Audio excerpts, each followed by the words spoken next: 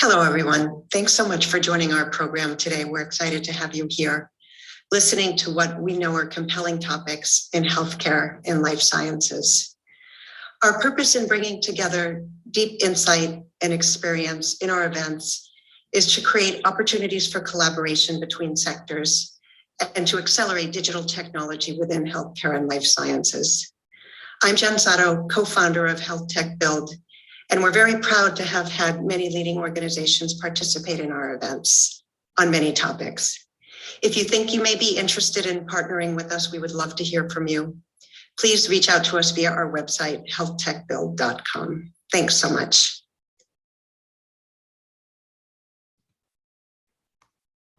Hello, everyone, and welcome to this wonderful panel event sponsored by MedAcuity and put on by Boston's Health Tech Build.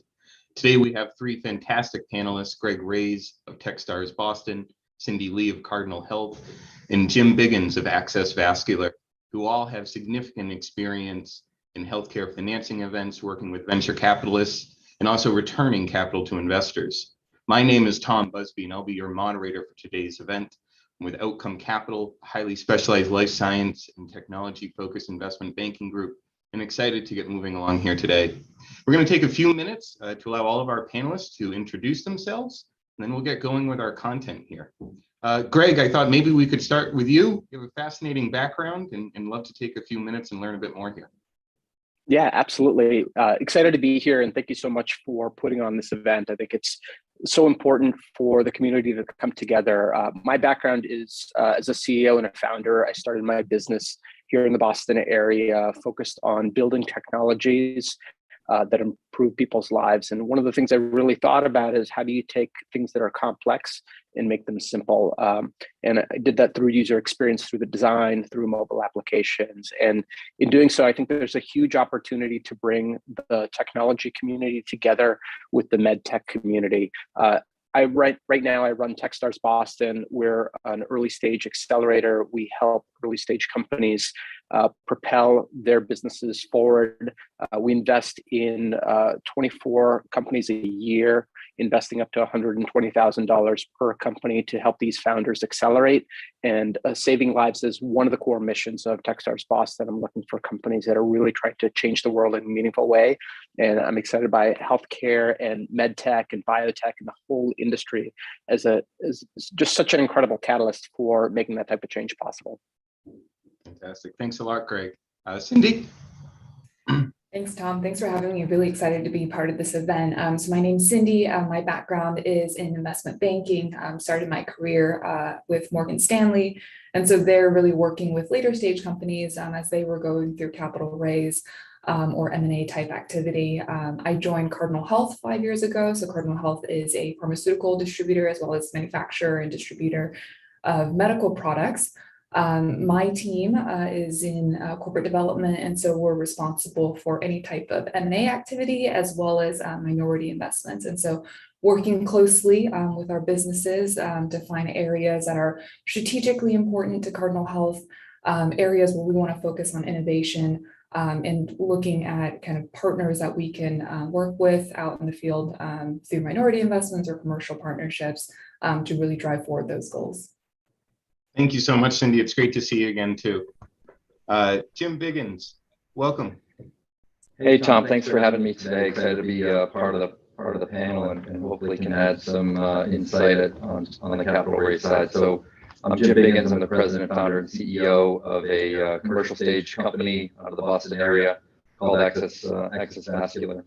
And we really focus on solving the largest unmet needs, most costly unmet needs that plague a $4.5 billion market in vascular access.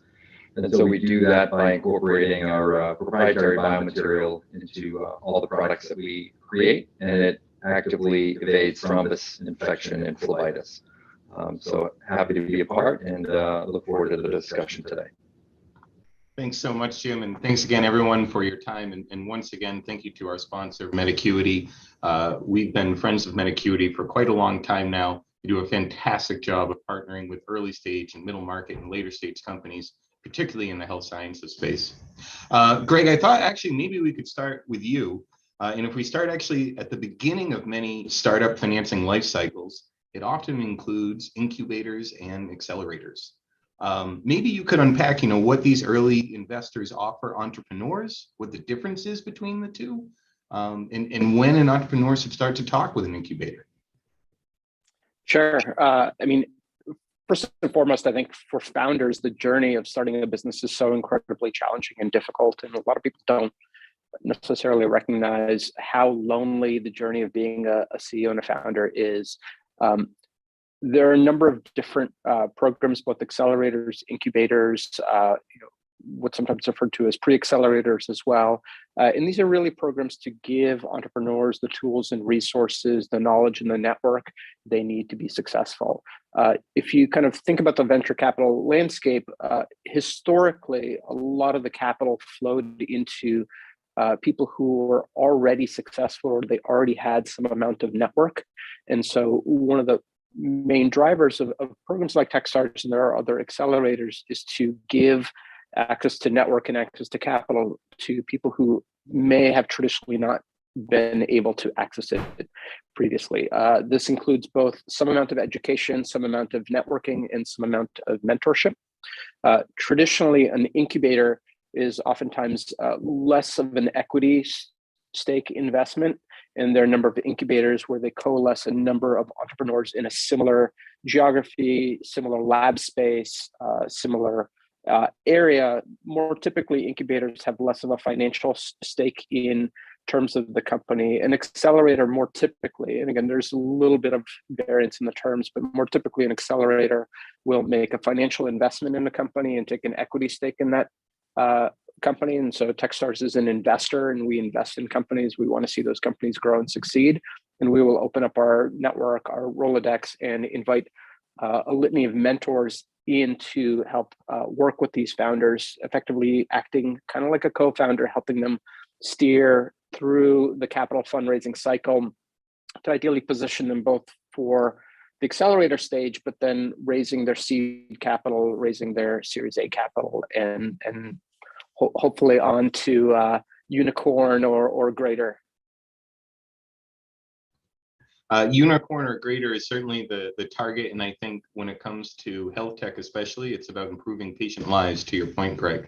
One question that I've had a lot of entrepreneurs come with is, if I've raised a little bit of seed funding from, say, high net worth individuals, am I precluded to going to an accelerator or an incubator?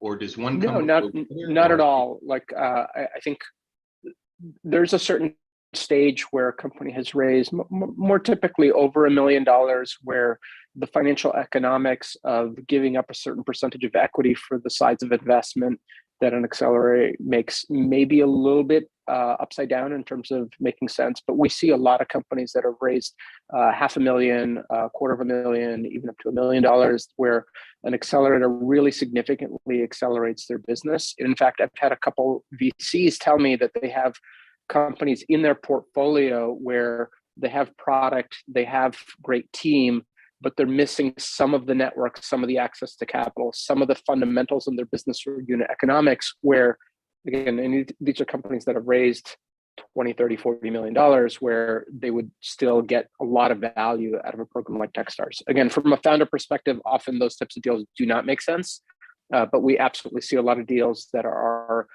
companies that have raised up to $1 million, where it still makes a lot of sense for these companies to really accelerate their trajectory with their product, with their business, with their traction and direction. Okay. And so I guess if we also look at the other end of the equation, from really early stage financings to more later stage financings and the exit event, Cindy, you talked a little bit about this in your role both at Cardinal and as an investment banker, working on sort of those later stage transactions. So considering those more mature financings, could you maybe share where strategics play a role in those corporate financings? We hear some strategics are going to have corporate venture capital arms for for entrepreneurs to talk with. What's been your experience with those groups, and when should entrepreneurs start to talk with strategics? Yeah. Go ahead. Sorry.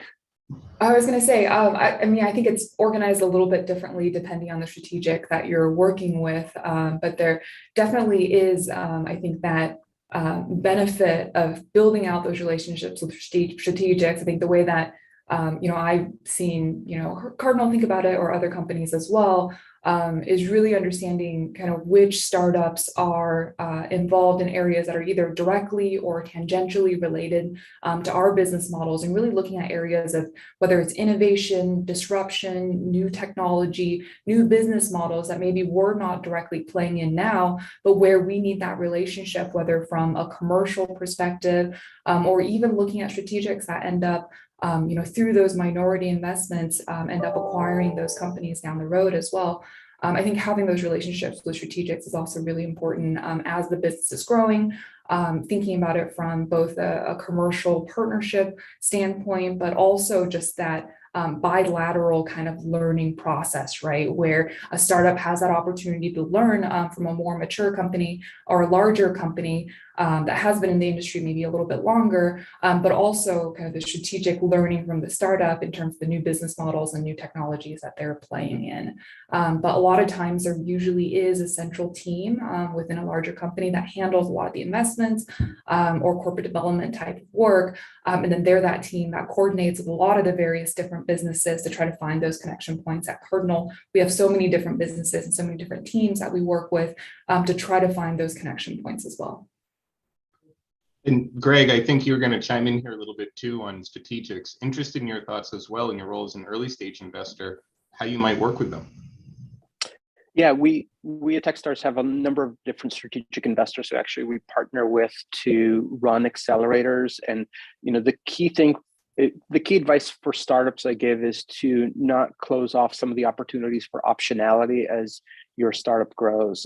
Sometimes early stage founders get very excited about a strategic because there's a lot of potential revenue, but very deep relationships with that strategic may close off optionality for that company to actually grow at the pace that it could grow. So just thinking through that, I think it's really smart because, again, a good relationship with the strategic can catapult your business like significantly faster, because that larger company is really pulling you along to the needs of a much larger enterprise. So it can be truly hockey stick, as long, the caveat is making sure that as a startup, you're not depending all of your revenue, all of your company's hopes and dreams on one prospective relationship. Perfect. Greg, that's really helpful. And maybe Cindy, actually, if we can come back to you for a second, as we consider corporate VC arms, are they all created equal? Is every strategic VC equal in that it's strategic to the company? Or do they ever operate as a typical institutional VC? Or what's been your experience there? Yeah, and I have seen different models of that. And I would say one point, even as Greg mentioned, we partner a lot with incubators as well. I mean, other VCs who are a lot more active, and that really is the entire focus of that institution, right? So I think there is a difference there. And so I think those relationships are really important, even when we're looking at startups where we're considering, putting in a minority investment. The relationships that they have with incubators that are established or VCs that are established, I think that definitely lends that credibility. From our perspective, I would say there has to be, I think different companies obviously set it up differently. There are some funds or some companies where that VC is very separate from the business, and they have that goal of managing that portfolio and thinking very actively in terms of certain goals or certain returns metrics that they're trying to hit. And others where it's more core to the business, and we think about it more as kind of the strategic focus areas that are important. And really thinking about minority investments from that perspective. And I think there's pros and cons to each as well. That's perfect, Cindy. And actually, if we could spend just one moment, you've mentioned minority investments twice, and that's where Cardinals is kind of focusing. Just really quickly, maybe for everyone, what's the difference between a minority investor and majority? Yeah, so minority investor, when we come in, obviously less than 50%, but usually kind of below that 20% threshold. That's where, especially for earlier stage companies where it makes sense, especially if the startup is thinking about balancing those relationships, like Greg mentioned earlier. I mean, I've seen startups that have multiple strategics on their cap table, that they're working with different ones. And within healthcare and the different subsectors, given there's so many different players, sometimes that makes sense too, right? Where there's a lot of different subsectors that they're touching on with a new model or new technology that they're thinking about. But then majority investor is really when you're getting into that above 50% threshold, when you are kind of the primary shareholder and primary only strategic really that you might be working with. Perfect. That's really helpful. Sometimes, it can be simple to think, oh, minority less than 50, but sometimes it's actually far less than 50, not just 49. Greg, I'm a big fan of your YouTube channel and website, gregrays.com. For those in the audience who are looking for firsthand accounts on what goes into an investor's mind, look no further. I'm not a fan of many YouTube channels, but Greg, yours is one I do love to check out.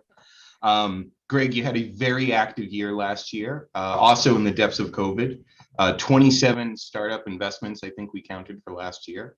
Could you talk about one or two of those investments and what drove you to invest? And maybe focusing more on your health tech portfolio side would be to a great benefit here. Yeah, I made a number of investments through Techstars. I also made a number of personal investments as an angel investor. Each startup is a little bit different. Generally speaking, for early stage founders who are like, how do I get an investor? How do I get that initial check? Whether it's through Techstars or outside through my personal angel investing, the things that really stand out for me are really probably starts with team and the founders who are particularly passionate and driven about solving a particular problem that they see in a space. Usually they have an unfair advantage in terms of the space or their knowledge. There was a couple companies in the medtech space that came through the Techstars program, the last cohort, that I was really excited about. One was called Toucan Medical, and they were building a cannula device that really reduces and eliminates sepsis from that particular medical device. The thing that drove me on that particular company was the notion that they're solving a really big problem, like that every time you go into a hospital, you get an IV drip. This is a device that is used millions of times. I think the number was something around 400 million of these devices are used every year, and yet this is a device that hasn't really seen a lot of innovation. So, I like the notion that particular founder had a medical background. She was an MD and driven to go solve this problem, and it was a big problem. There was another company in the last cohort, also medical device, medical software company. That was real. It was called First Ascent Bio. That was driven for really curing cancer and a lot of research in terms of how their combinatorial technology can solve this. But again, super passionate team that was really at the heart driven by a problem that is a really big problem. And so I look, first and foremost, I think for me it's team. Second, it's kind of the problem and the ability to have a potentially large impact on the problem. But kind of across all my different investments, there's something about the founder that I get excited about. Like, I want to be on their team. I want to help them get to the next milestone. I'm not going to be annoyed to pick up the phone when they call me when they're having a problem. And ultimately, I want them to win. The startup game for an investor is, ultimately not every company is going to win. That's the reality of the markets. But if every single investment, every single founder is one that I'm excited to help, then my job gets a lot easier. Perfect. And Greg, I think we're going to talk a little bit more about what entrepreneurs should think about in terms of forming their management teams. What skill sets are really valuable there? What backgrounds, really can bring credibility to the table? Before that, though, I think we can try to circle back to Jim one more time. Jim, I think we got your mic working. Do you want to try that out? Yeah, is it better now? I think we're still a little bit scratchy. Yeah, I'm not sure what it is. I shut off all of my other mics, so it should be pretty clear. I think you're actually coming in all right now. Okay. You want to try real quick, Jim? So Yeah, sorry about that. if you want to take a minute and talk about your financing strategy with Access, that would be great. Yeah, certainly love to do that. I think first and foremost, it's really about the stage of the company and then the ability to adapt depending on what the phase and stage of the company is, right? So as the life of the company, progresses towards clearance and then commercialization, the types of investors are vastly different, and what they're looking for is vastly different. So the ability to sort of key in on what those different investors are looking for at different stages has really been key for us, anyways, to find those right investors who align with, the vision of the company and stage of the company is really critical. In terms of, I think you also had mentioned something about, what was it like, or how was it, that TBN became involved, and why did we sort of select them? And I think it's funny. I think there were two major things. One, as soon as I got on, the initial calls with some of the lead partners, it was just sort of one of those things where, like, they understood, right? They got what we were trying to do. One of the partners in particular had a great background. She was an MD, or she's an MD at one point. She did strategic work for a major company, and it was really about moving forward. It was really about how do we continue to proliferate technology and roll the technology out commercially. It was less about convincing them about the problem, which felt really good, and it just felt like a great fit, which for me has always been important. We have a great group of investors that have supported the mission of the company throughout the process, and then also just the phase of the company at this point is really commercial, and therefore we need people with deeper pockets that have the expertise and can help guide the company towards commercialization. And that's really helpful. A little bit scratchy, but we're going to keep you on here and do a few more questions coming up as well.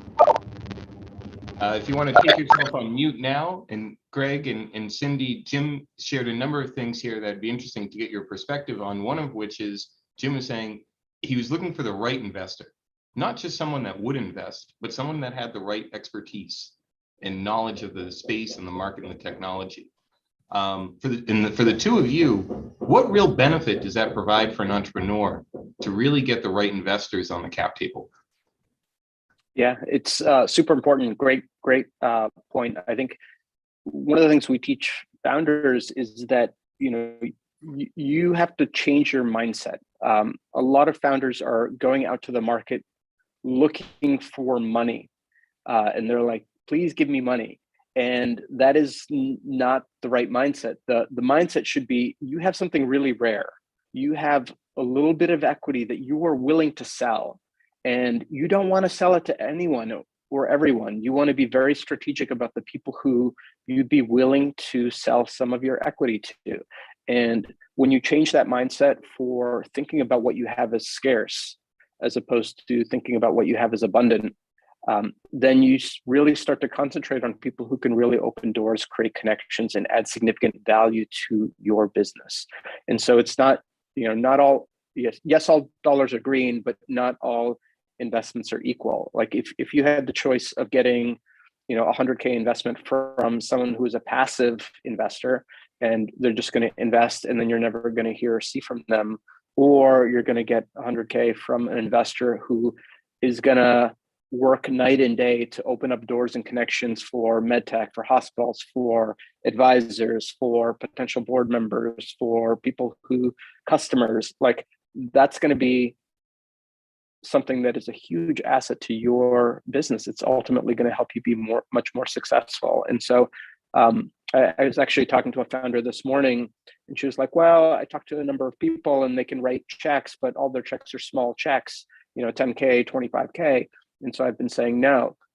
And again, like sometimes too much noise in the cap table, it can be an issue for people. But I said, like, look, you needed to think about these potential investors as door openers. And if she was having trouble getting access to later stage investors, I said, look, if you take in some small checks from people who are very strategic, very well connected, they're going to be much more incentivized to make those warm intros to the, Series A firms, top tier firms, to say, like, look, I personally invested, and that's such an important trigger for opening doors and creating connections. And the term in the industry is smart money. And so 100% agree that you want smart money as much as you can get it. And then Cindy, I guess on the other side, when a strategic is contemplating acquiring a company, how can investors get in the way sometimes? Maybe we've talked about not having the right cap table ready. Can you give us some war stories perhaps on what can happen there in specific? Yeah, no, on the acquisition side, that is something to think about. I think earlier on, when you're fundraising, I know it's easy to just think about the immediate cash needs and fulfilling that kind of as quickly as possible. But it does, I mean, those are terms that you're signing up to earlier on that could impact you as you're thinking about exit at a later stage. And we've certainly seen, depending on the contracts and agreements that are signed earlier on, it could be that there are investors who could hold up a sale or who could, depending on their vision and when that clashes with the founder, potentially what the growth trajectory should look like, or how the business should develop. I think setting up those early relationships, if they're not cohesive, can definitely be a bit of a pitfall at the end. And certainly, paralleled with that is raising the right amount of capital. Knowing that the round is going to bring you to some real inflection point in terms of your value. And Jim, in thinking of that, how did you land on 20 million for a Series B? How did we know that was the right number? All right, well, hopefully my audio is a little bit better, Tom. This is coming in a little bit better, still a little scratchy, but this is great, Jim, and your insights are appreciated here. Yeah, I know. Thanks, Tom. Sorry about the audio. At this point, I'm not sure what it is, but yeah, I think ultimately it's never enough, right? I think that's something that the advisors, that my advisors had always sort of drilled into me, is that if you think you need 5, you probably need 8. And if you think you need 10, you probably need 15. And so, you try to do your best to evaluate where those inflection points are, and then you provide additional capital well beyond, certainly the time point, but also trying to account for any issues and bumps along the way, which doesn't matter how good you are, you're going to hit some bumps in the road. So plan for that. And then, look at what the inflection points are. And that's what everyone, I think, the smart money tries to do. So working with the investors, working with the board, advisors, just get a collective thought on, what are the milestones that really drive value, and how much money will it take to comfortably reach those milestones, and then add another 25% on top of that. Those contingencies can be really helpful, Jim. And I think it gets into a bit of a balance of not diluting yourself too much, but giving yourself the right runway to price the round correctly. Yeah? I think, the dilutive part is always on people's minds. And of course, you want to create as much value as you possibly can for your shareholders. But ultimately, hitting those milestones and building value in the company is your first responsibility. So I think it's always a balance. I think, when you look at pricing around versus how much you raise, sort of the difference between valuation and the amount that you raise, at the end of the day, when you do the waterfall, the incremental difference of $1 million on the raise or $1 million on the value is really inconsequential when it comes to making sure you have the right investors that can help you get in the right team in place to hit those milestones and continue to build value for your investors. So certainly dilution is always on everyone's mind, but I think it has to be well thought out and well balanced with moving the company forward and building value for everyone. Mm-hmm. Perfect. We're at about our halfway point on today's session, and I wanted to let our audience know to feel free to add in any questions that you can on the YouTube channel. We're going to look at them here in our meeting and happy to share with the group. We have already had a few questions come in from our audience, and Greg and Cindy, I think that these are going to be directed a little bit more towards you here. This is from Sorcerer Stone. Does it make sense in terms of building credentials and validation of ideas to get federal or government funding and grants before approaching investors, whether they're seed investors or VCs?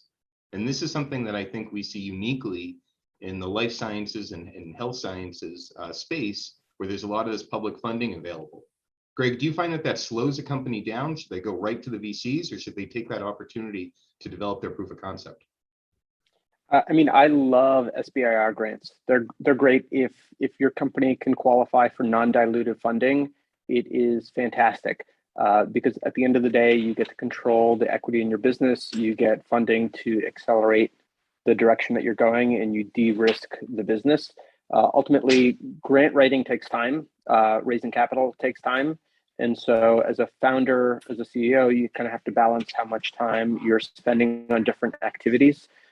Generally speaking, they both take time. You have to kind of evaluate how likely you are to qualify or, ultimately win a potential non-dilutive grant. But again, if you're in the sweet spot of one of these, I think they're fantastic. I think they can really provide a lot of capital.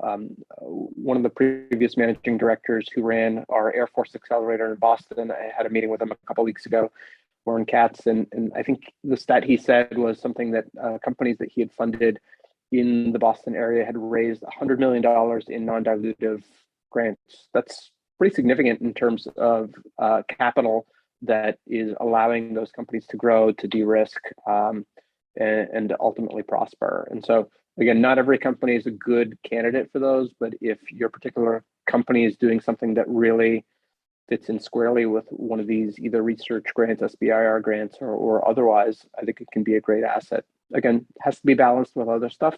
If access to capital is not an issue for you as a founder and you feel like you can raise capital quickly, I would say yes, and because if you can raise a quick VC round, a quick seed round for a couple $1 million, great.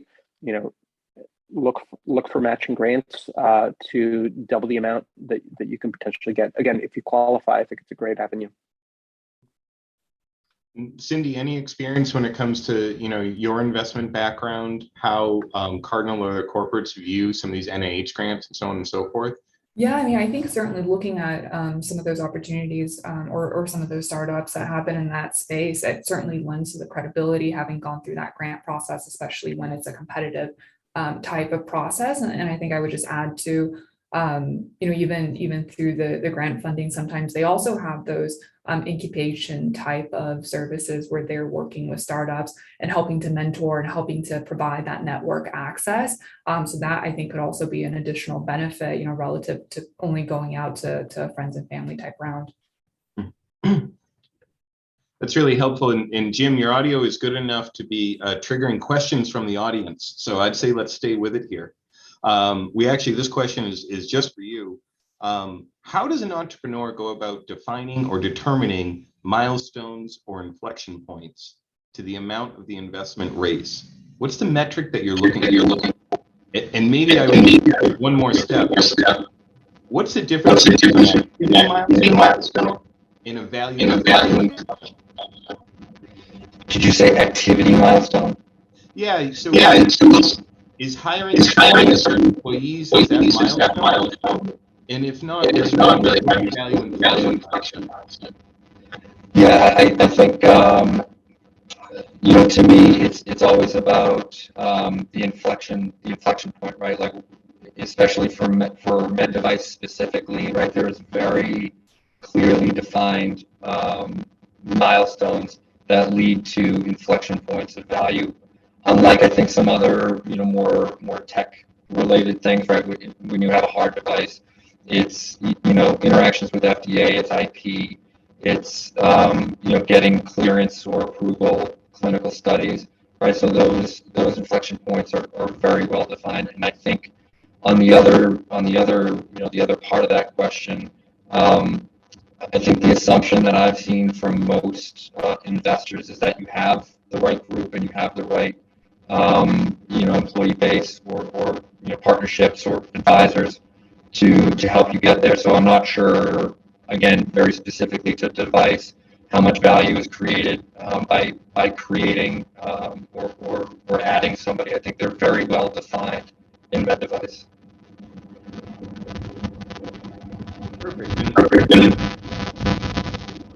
Jim, unmute.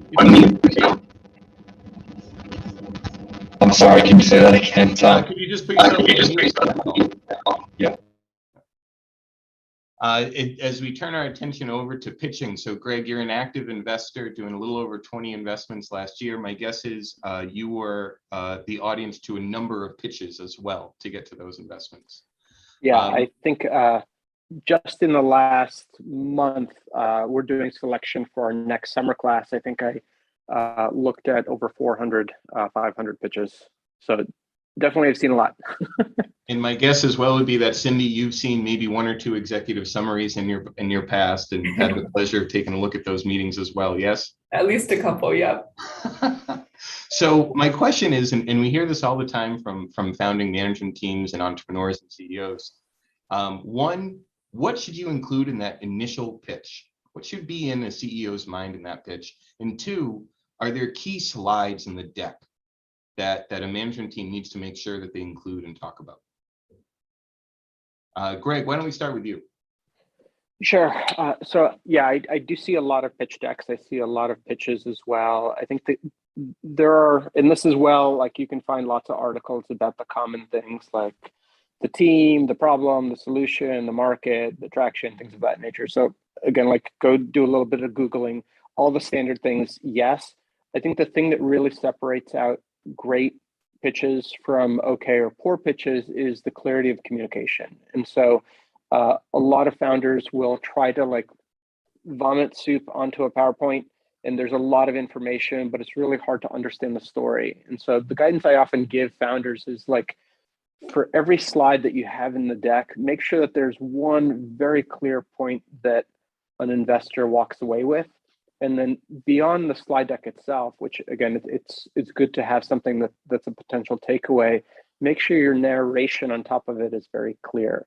The common thing I see founders doing is that their story, and I do think there's a strong element of storytelling and narration, is all over the place. And it's hard to get a cohesive story on why this, why you, why now.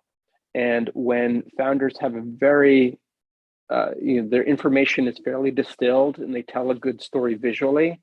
And then as a voiceover, when you're talking to the founder, they're having a very crisp and clear communication in terms of what they're telling you on each slide. It doesn't feel like it's going all over the place. It's much faster for an investor to get it. Because investors are often seeing lots of pitches, I also see founders who go into cruise control where they're just doing their pitch and they're not listening. And so I also like it when, especially in a meeting and not in a pitch competition format, but like if you're in a one-on-one meeting with an investor, you're having a true dialogue and you're pacing your conversation at the pace that the investor can actually absorb content. So I've seen people like, oh, let me tell you about whatever B2B marketplaces. And I'm like, yeah, I know. Like, let's move on. Like, what problem are you solving? And when they don't stop, I've seen people go for 10 minutes without taking a breath. It's just kind of this like, how well are you going to do, not just with me, but being coached or working with other mentors or, later stages, your company grows, trying to get capital from other investors. And so some self-awareness and communication skills is super important. And Greg, if I could ask, curious, when you're put in touch with a company and maybe you see a few slides and you're interested, that initial meeting, how long does that normally last? Do you like to do it in person or virtual? For a CEO getting ready for those real initial meetings and they've never done it, what's that experience going to feel like? Yeah, I mean, I kind of do something a little bit different just because I have a lot of volume, meaning I see a lot of different conversations. So I've actually leaned into asynchronous tools and communications. I've been exploring an asynchronous tool, but when I'm hopping on a call with a founder for the first time on more often than not, it ends up being on Zoom these days. still. I think we're getting some in-person meetings, but they tend to be Zoom.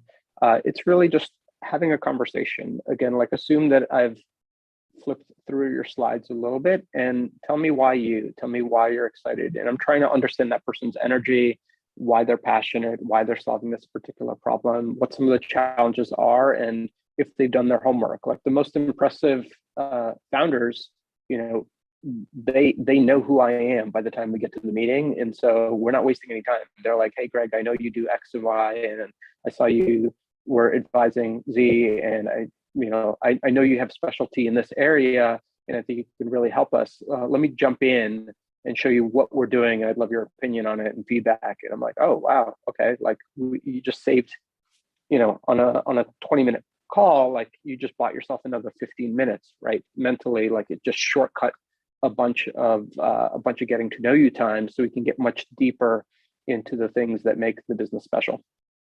And Greg, you said something that I think for entrepreneurs is really important. I think some first-time entrepreneurs might have a mindset of, I just need to ask for the money, right? But you said something totally different, to ask for feedback and to ask for an opinion.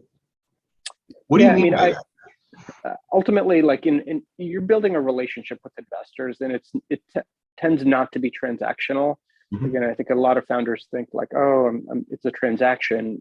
The reality is like you're building what may be a 10-year relationship with someone who can open doors, create connections, and ultimately be with you on the journey for whether it's growth, exit, acquisition, or failure, right? Like there's a number of different turns in the road. And so, if you jump in, again, like I say, investors make investments in 3 stages. One, they invest with their heart. It means they have to care about what you're doing. The second is they invest with their mind. It means they're asking intellectually stimulating questions, or the investor's asking you questions, like you're engaging mentally, like, ooh, cool, he or she is kind of digging into my business and understands, and poking at little holes or opening doors that I hadn't thought through.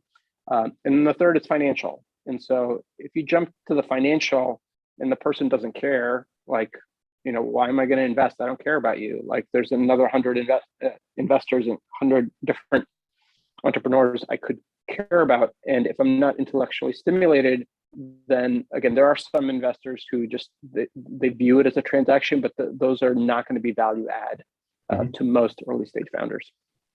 Perfect. And Cindy, on the other side of the table, have you had any presentations or pitches that have raised red flags that you're saying, oh, I know this isn't right for Cardinal, isn't right for us? What do those red flags look like when you're sitting there on the pitch? To in your experience, say, we're going to have a hard time getting past this? Yeah. In terms of red flags, I mean, I think really what we look at when we're evaluating, whether it's investments or acquisitions, it's really a focus on that strategic fit and the potential, I would say, especially with startups, where it's hard to get into that financial level of detail, right? Like every pitch deck or a lot of pitch decks that you see at that stage, it's always that kind of hockey stick growth. But how do you validate that? I think that's what sets someone apart, is how do you think about, like, we know that there's, for early stage companies, a lot of uncertainty around what the next year is going to look like, how much cash is going to be needed, or even what the growth and that uptake of customer pipeline looks like. But then instead, like, how do you focus on what is the addressable opportunity and what is a problem that you're solving, the competitive landscape, and really the deep diving into that slice of the industry to prove out that you have this huge potential. And maybe you're not going to hit that exact milestone next year, but if both sides are committed to what that vision is and what that ultimate goal is, that's okay. That's something that you can get past, right? And you still both have that conviction around what the ultimate end goal is. Perfect. And Jim, curious on your direct experience with raising capital too. In terms of timeline, when you started to say, I think we could raise capital, when you actually have money on the balance sheet, cash on the balance sheet, how long was that process? How many meetings? How much time and effort on your and your team's part? So I think, firstly, great points by Greg and Cindy. I think a lot of good nuggets there for entrepreneurs. In terms of timeline, really depends on how much capital and who's on the other side of the table, right? So early stage investors Greg, I love that, you sort of categorized different investors. The ones that are investing with their heart will probably have money in your bank account before you can formalize an agreement, which has been my experience. And then as you move towards the different phases of capital and different motivations, that becomes a very, very different process. And so I would say for larger allocations of capital, it's easily a 9-month process. And was that a competitive process, Jim? Were you talking to a lot of VCs during that time, or did you kind of hone and square in on a few really quickly? I'm sorry, can you repeat the question? You were still on mute. Did you speak with a lot of different investors, or did you kind of key in on a few really quickly? Was it a competitive process where you broadly reached out to a lot of different groups, or did you kind of know who you wanted to talk with early on? I think as a CEO raising money, it's my job to know all the options, right? Optionality is first and foremost the rule here. And so I would say reached out very broadly over the years, right? This is not something that you start your fundraising process and all of a sudden 3 months later you got people in the deal room. It's really building up your syndicate and network to identify, okay, who's right at, who's the right fit at the right time.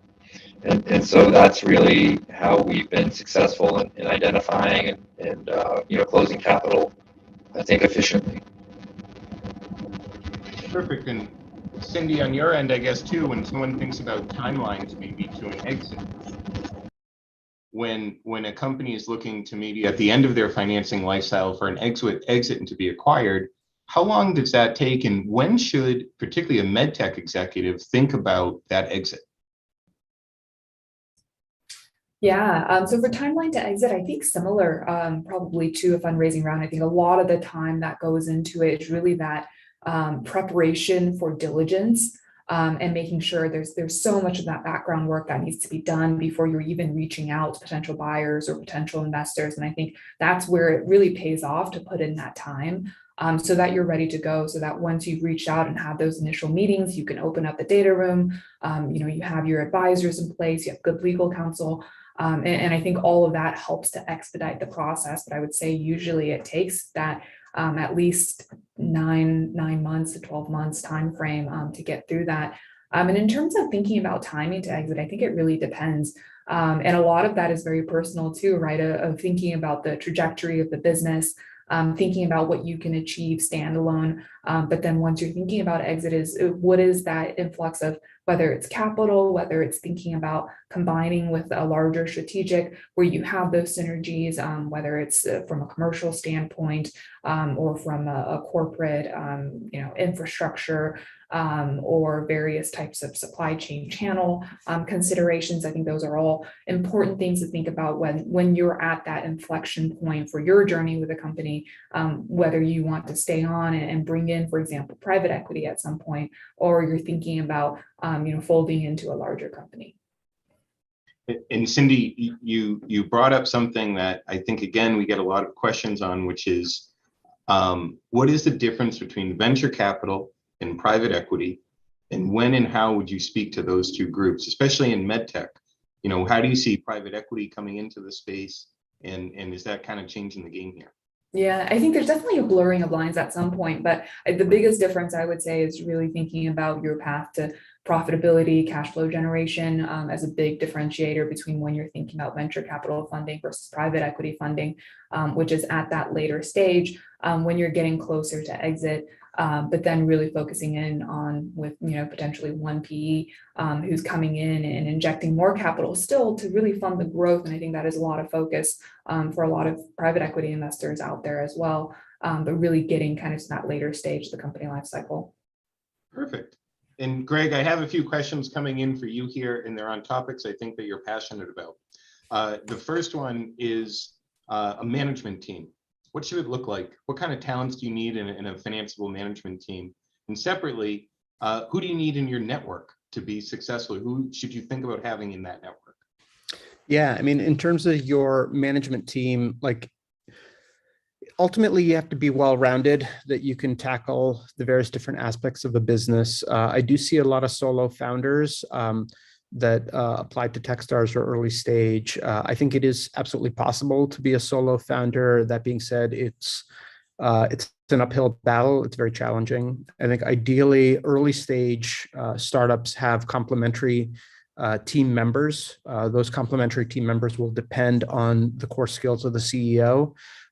So again, if you're the type of CEO who is super technical, but maybe you're not necessarily a great communicator, having someone on your team who's a great communicator. If you're a great salesperson, having someone who's really technical. Ultimately, your job in the founding team is to de-risk the business for your customers, for your potential investors, for your market, to allow you to scale very quickly and grow. And so just thinking and being honest with yourself of like, what am I good at? What am I not good at? So again, for me, when I was a CEO, I'm pretty creative. I understand technology and design, but I'm not super organized and can be a little bit like shiny marble. And so having a team that really complements me operationally, and having a CTO or head of design who can really take the ball and run with it in terms of growing the team, super helpful for me from an operational standpoint. Similarly, I've seen CEOs who are super technical, and again, that can be a strength, but there are also elements of that can be a weakness as well. So just being kind of like self-observant in terms of what that team looks like helps you really flesh out the team. So when you go to investors, you're like, look, we've really thought through all the different aspects of the business and there's less risk on the table. I think that makes it really attractive. And Greg, we got an additional question for you, which is how often would you work with a founder who's launched a product? They have a little bit of growth in a few select hospitals, but are kind of hitting a plateau, a little bit of a growth barrier. Should they think about going to an incubator accelerator, trying to raise venture? Would you talk to a corporate? How might you kind of solve that hurdle? Yeah, I mean, you'd have to dig in a little bit in terms of what the gap is. Is it a business development gap, but the founder is really well positioned and well financed otherwise? Is it a financing problem, in which case they need more access to capital? Is it a network? Like there can be any number of things. As I said, like an accelerator, and they're not all painted with the same brush, but ultimately, it's to really try to be a co-founder and create more opportunities for you on the network side, on the access side, opening doors.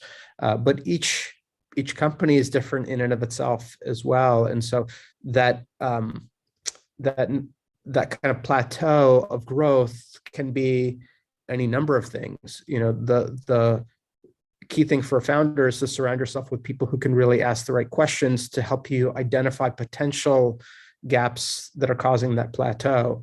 Again, those mentors aren't necessarily going to solve the problem. It's up to you as a founder to solve it. But often one of the things that, whether it's an accelerator or a mentor or kind of a set of mentors can help you with is giving you the muscle memory that you don't have of having 1,000 scars before you. Like, reason I'm a managing director and doing what I do is like, I've lived through the pain of being a CEO and trying to grow a company and trying to sell into these large corporates and like hitting my head against the wall for 5 years.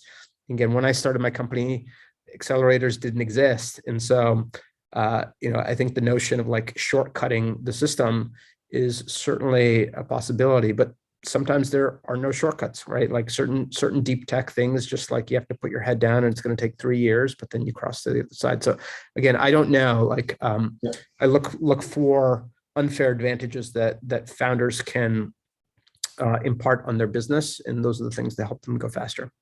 Perfect. And we have another question from the audience here too. Jim, this one's for you. Lots of questions about executive summaries to attract attention. What should be included in the executive summary and what should be omitted in that summary? That's a good one. I think, one thing that I've noticed is investors, again, depending on the stage, depending on their level of sophistication, they all require or look for, different things. For me, I think the objective of an executive summary is to gain interest and get to the next stage, right? I think a lot of entrepreneurs make the mistake of trying to have that as a document that will lead to a close. And that's really not the intent. And I think if people have that mindset of it's really positioned to gain interest and gain that next step of a meeting or ask more questions or something to that effect. So I would sort of stick to the highlights of, what is the unmet need you're solving? Why is the problem different than what's existing today? And what's your unfair advantage? And then, of course, the team and advisors. So, like, very broadly, those are sort of the key elements of driving interest and leading to additional questions about the investment opportunity.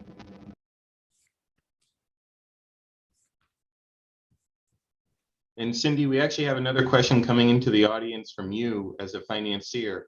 What is a bridge round to an entrepreneur? When is it necessary? Should it be avoided? What are your thoughts there? A bridge round, I assume that we're talking about bridge financing kind of in between rounds, and that really depends on, I guess it depends on cash burn, right? And really how you're thinking about managing that process.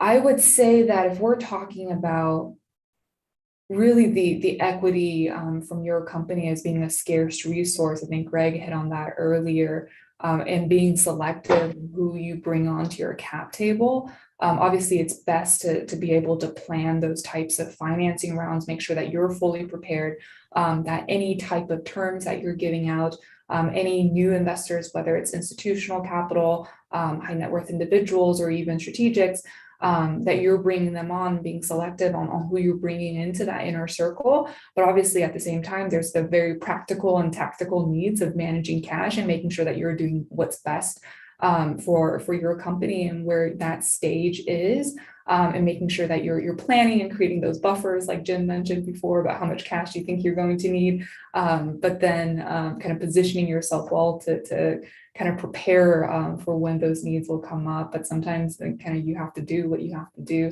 to make sure that your company's on the right track too. Perfect. We have just a minute left here, everyone. I want to thank again our sponsor, MetaCuity, and our panelists for today's event. We do have one last very quick question. So we have an amazing amount of experience between our three panelists here. And I think, Greg, as you mentioned, great advice comes from all the scars that someone else had already had laid claim to. In each of your experiences, what's one thing that you've learned in financing companies that you think most people wouldn't be aware of, that with a little bit of experience that you say, yep, that's going to happen every time? Is there any sort of one tip that you've learned in your experience that you'd like to disseminate to the audience here? Jim, do we want to start with you? Yeah, sure. Happy to weigh in. It was a point I was going to make earlier when Greg was talking about pitch, the pitch side of things. I think one thing that I've learned is that a lot of times when you're talking to investors, they already have sort of a mandate or an investment thesis that may or may not fit your company. 80% of the time, it's not going to fit the investment that you're looking for. And so I think entrepreneurs would be very well served understanding that some people will, some people won't, and so what, move on, right? Like, so stop trying to look for the yes, but start looking for the no immediately, so you're really not wasting your time. That's a really hard, it's an easy thing to say, hard concept to implement when you're a CEO raising money, but it is one thing that I've learned over time is don't stress about it too much. You'll find the right one eventually.